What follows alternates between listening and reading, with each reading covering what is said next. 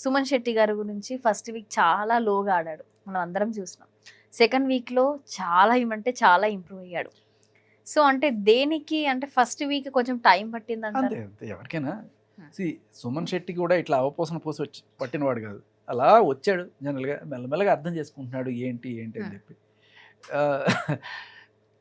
ఆయన నామినేట్ చేసినప్పుడు ఆయన అంత ఓకే అండి ఏం మాట్లాడండి అంటే ఎంత అమాయకత్వం. అంటే మంచి మనిషి కూడా. సో ఇంకేం అక్కర్లేదు, జనాలే టప టప టప గుద్దేస్తారు ఆయనకి. ఆయన టాస్క్లు ఆడకపోయినా పర్లేదు, గెలవకపోయినా పర్లేదు, అటెంప్ట్ చేస్తే చాలు. జెన్యున్గా అటెంప్ట్ చేస్తే చాలు. అంత అథ్లెటిక్ కాకపోయినా కూడా చేశాడ్రా నిజాయితీగా అనేది ఆయనకి ప్లస్ అవుతుంది. ఇప్పుడు డెమోన్ పవన్ లాంటి వాళ్ళు, లేకపోతే ఆ సోల్జర్ కళ్యాణ్.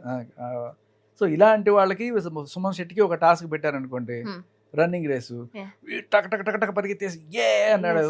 సుమన్ శెట్టి అని చెప్పాడు. జనాలకి ఈయన మీదే ఉంటుంది.